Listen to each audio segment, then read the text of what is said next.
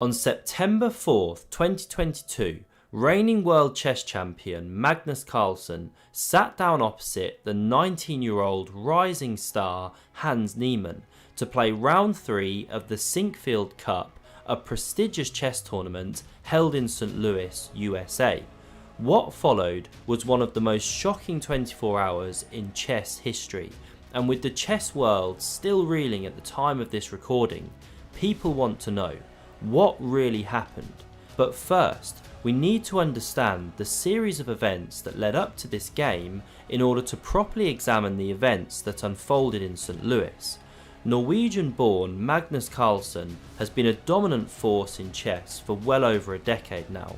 World champion since 2013, he rarely loses a game of classical chess, and going into his game against Hans Niemann, he was on a 53-game undefeated streak. Now Hans Niemann, on the other hand, was yet to even establish himself in elite chess circles, just a 19-year-old kid from the US with a dream of becoming world chess champion. But one thing Niemann does have on his side is a fervent hunger to dethrone Magnus, and this was on full display less than 3 weeks earlier, when the teenager defeated Magnus Carlsen in an online rapid play game, and when asked to comment on his victory, had only the following peremptory response. Chess speaks for itself. Now Magnus went on to win that mini-match, 3-1, but the tone was set there and then. Hans was here, and Hans meant business. But anytime Magnus Carlsen sits down at the board, he means business too, and he expects to win, especially when he's playing an opponent almost 200 points lower rated than he is, and he has the white pieces. And that's where our story begins, because Hans didn't get the memo. After just 13 moves of their round 3 game in St. Louis, the world champion was already squirming when Hans hit him with a brilliant and unexpected bishop move. Magnus was already worse, and burning through his allotted time to play all his moves, and that's a big factor in a game of professional chess. By move 21, things were even worse. Carlsen was now down a pawn and desperately seeking activity, but Hans wasn't giving an inch. He wasn't playing like a 26-88, his official FIDE rating. No, he was grinding Carlsen down like he was a 28-88. He was doing to Carlsen what Carlsen had made a career on doing to others. Carlsen tried every trick in the book, but Hans never let up. A positional masterpiece was rendered on the board, and Carlsen was left with no choice but to grimace, raise his eyebrows, proffer his hand, and thereby resign the game. So Hans had beaten Magnus, a triumph for the young man, and a moment to be celebrated. In the interview afterwards, he discussed the position, the various subtleties, and he even talked about how he had the exact opening variation on his computer analysis board that very morning. It was the next day that the news hit. Magnus Carlsen stunned the chess world by withdrawing from the prestigious Sinquefield Cup, a move unprecedented for him in his entire career. His reason? The following tweet was all the chess world had to go on, coupled with this clip recorded years earlier by the famous football or soccer manager Jose Mourinho. I prefer really not to speak.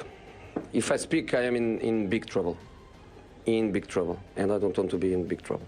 The chess world was immediately ablaze with rumour and speculation, and it soon became apparent that at the heart of Magnus's reason for withdrawing was a suspicion of foul play, aka cheating.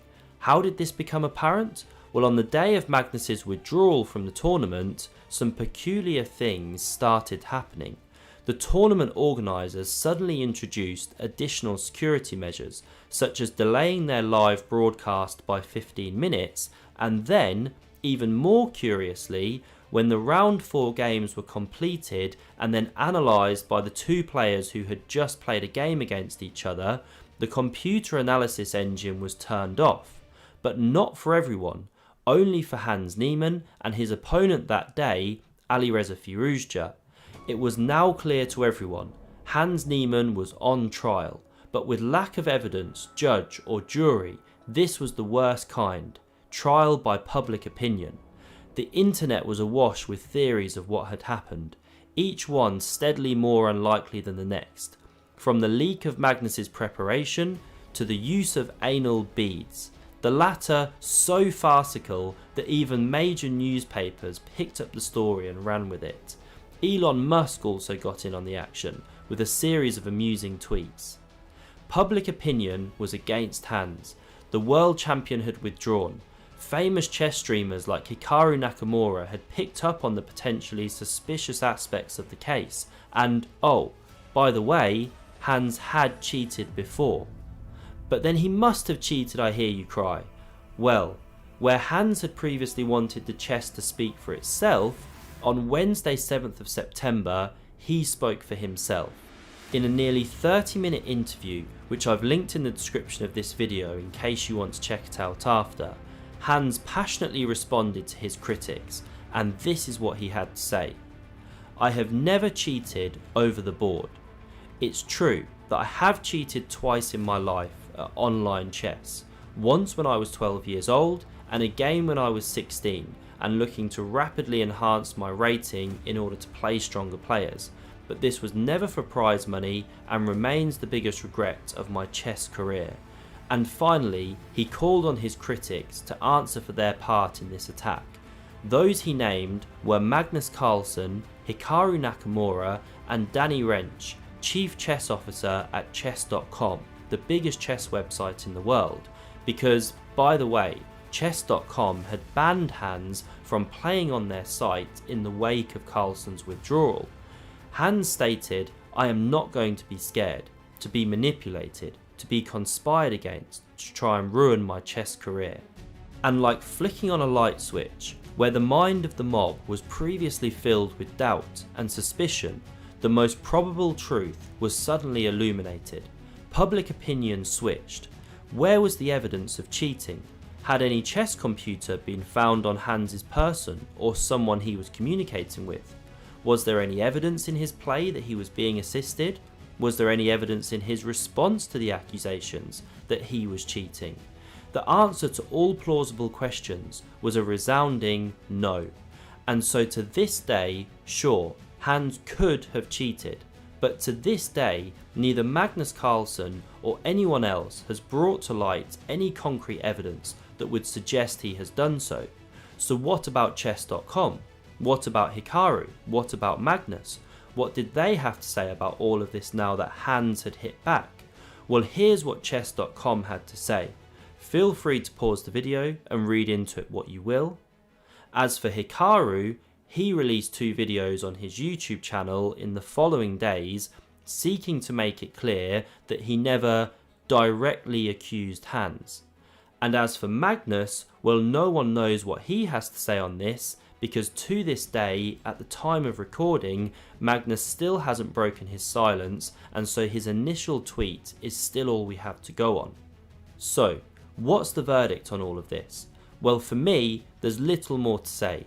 Other than following an investigation by the tournament organisers, this was the finding of the chief arbiter. The whole chess world now eagerly awaits comment from Magnus Carlsen, but when will he break his silence? So do let me know your thoughts in the comments below, I'd love to hear from you. And by the way, starting this Sunday, 18th of September, guess what? None other than Magnus Carlsen and Hans Niemann are playing in the same tournament together. Pure drama to come, so do hit that subscribe button, never miss one of my future recaps, and I hope to see you again on a future video.